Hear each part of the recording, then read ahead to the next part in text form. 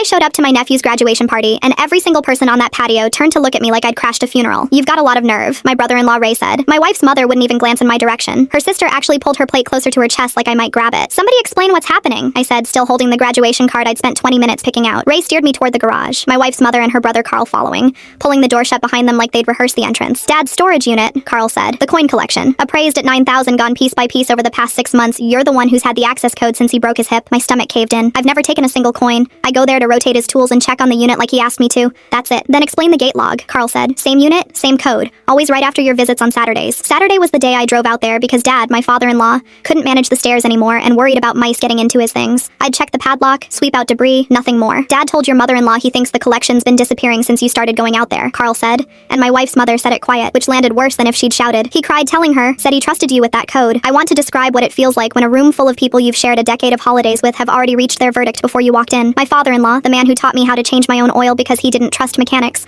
looked at me now like I'd broken into his garage in the middle of the night. He's 81, I said. 2 weeks ago, he called me by his brother's name for a whole conversation. Don't hide behind his memory, Ray snapped. Carl's been through the gate logs with him personally. It's all right there. And didn't you just put a new roof on your house? Interesting timing. My roof. Insurance claim, storm damage, documented with the adjuster's report, already apparently entered as evidence against me. We spoke to someone at the sheriff's office, Carl said. We're filing a report Monday and changing the access code today. Until this is sorted, you don't go near that unit. He's my father-in-law. I've known him 22 years. Should have thought about that. I left before they cut the cake. I sat in my truck in the driveway watching them through the garage window, gathering close backs to me. My phone buzzed. A text from my wife's nephew, Deacon, 19, inside that house. Uncle M, check your email. Please don't tell my dad it was me. The attachment was footage from the storage facility's own camera system, pulled through a public access request Deacon's criminology professor had walked the class through weeks earlier, using this facility as a real example without knowing it would matter. The facility manager had told the family the cameras had been down for repairs. They hadn't been. Clip after clip, time-stamped Saturday evenings, 2 hours after I always left. Ray's car pulling in, Ray unlocking the unit alone, spending 20-30 minutes inside each time, leaving with a small case tucked under his jacket. 11 Saturdays. Same pattern, same case. Deacon texted again. My dad's been quietly selling stuff to a coin dealer downtown since spring. I found a receipt in his car. Grandpa really believes it's you, though. That's what kills me. I didn't storm back into that party. I forwarded everything straight to Carl. Subject line. Before you file Monday. My phone rang past 11 that night without stopping. Carl apologizing in broken pieces. My mother-in-law crying too hard to get full sentences out. Ray never called. He texted once, near 2 in the morning. You don't know what kind of debt I've been carrying. No apology. Just a reason. Handed over sideways. There were quiet consequences. Restitution, arranged privately, so Dad wouldn't have to press charges against his own son. Ray lost the argument over who kept the access code. I still have it. But last Saturday, I brought Dad his mail and swept out the unit like always. And he squeezed my arm and said,